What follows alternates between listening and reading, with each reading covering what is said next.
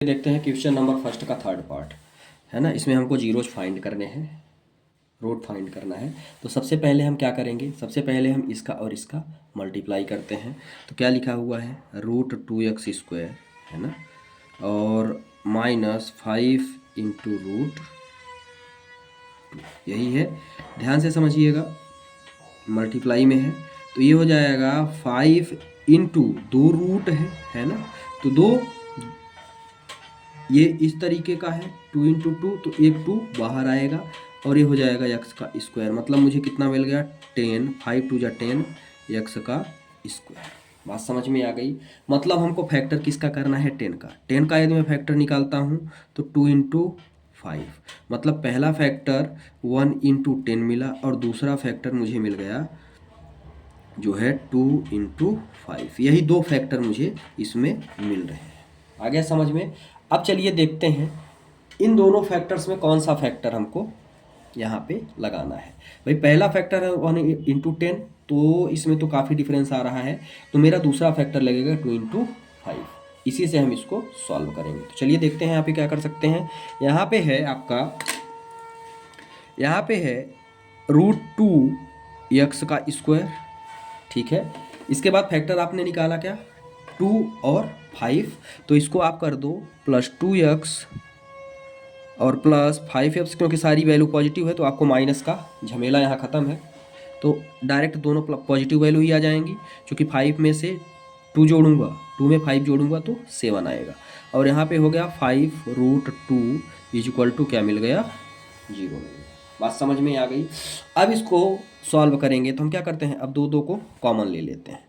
लेकिन अब यहाँ तो √2 है, ये तो गजब का झमेला दे दिया। तो हम क्या कर देते हैं भाई, देखिए अब यहाँ बहुत आसान है ये भाई। इससे भी यदि हम अभी 2 का जोड़ा हमने बना लिया, ये हो गया 2 और ये भी हो गया मेरा 2।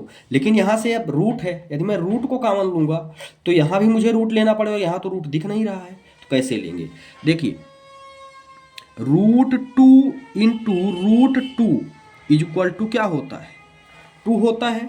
ध्यान से समझिएगा, मतलब इससे इन दोनों का मल्टीप्लाई करता हूं तो मुझे 2 मिलता है ना भाई। 2 सेम वैल्यू यदि रूट के अंदर आ जाती हैं तो मुझे 2 मिल जाता है। अब ध्यान से समझिएगा, यदि मैं यहां से √2 को कॉमन लेता हूं, यहां से मैंने √2 को कॉमन लिया तो यहां पे क्या बचा, x भी लेना पड़ेगा। तो √2x को मैंने कॉमन ले लिया तो यहाँ क्या बचा, 1x बचा, है ना। इस ये वाला मामला तो क्लियर कर दिया मैंने। अब बचा यहाँ पे, मेन यहाँ समझना है, 1 √2 यदि आपने यहाँ से कॉमन ले लिया, क्योंकि इन दोनों से कॉमन लेना है इस टर्म से, 1 √2 आपने कॉमन ले लिया, ये वाला √2 कॉमन ले लिया तो बचा क्या, √2 बचा। तो ये हो जाएगा +√2। यहाँ तक कोई दिक्कत नहीं होनी चाहिए। एक बार और समझ लो आप, √2 और √2 का मल्टीप्लाई करते हैं तो मुझे 2 मिलता है। यदि मैं यहाँ से एक रूट को कॉमन ले लिया, एक √2 मेरा कॉमन निकल गया इस टर्म से, तो बचा क्या, एक √2 बचा, वही एक √2 यहाँ पे आ गया।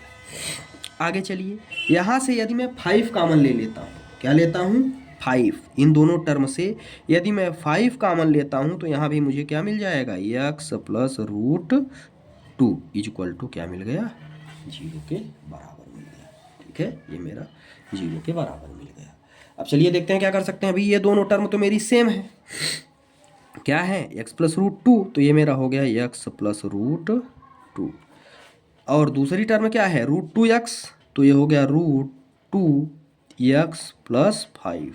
ये किसके बराबर आ गया, 0 के बराबर आ गया। आ गया समझ में यहाँ तक। अब आगे चलते हैं भाई, ये क्या है, अब दोनों टर्म को 0 के बराबर कर दो, तो ये हो गया x + √2 = 0, और दूसरा क्या है, √2x + 5 = 0। तो एक तो आ गया x = -√2, x = क्या आ गया, -√2, और दूसरा क्या आया, दूसरा आ गया भाई √2x = क्या मिल गया, -5, है ना। तो x = क्या मिल गया, -5, और ये मल्टीप्लाई में है तो इधर डिवीजन में चला जाएगा, तो ये हो जाएगा इस तरह से। प्रश्न नंबर फर्स्ट का थर्ड पार्ट भी हुआ समाप्त। कोई दिक्कत हो कहीं समझ में ना आया हो तो उसको कमेंट बॉक्स में ज़रूर बताएं। चैनल को सब्सक्राइब करें और वीडियो को लाइक करें।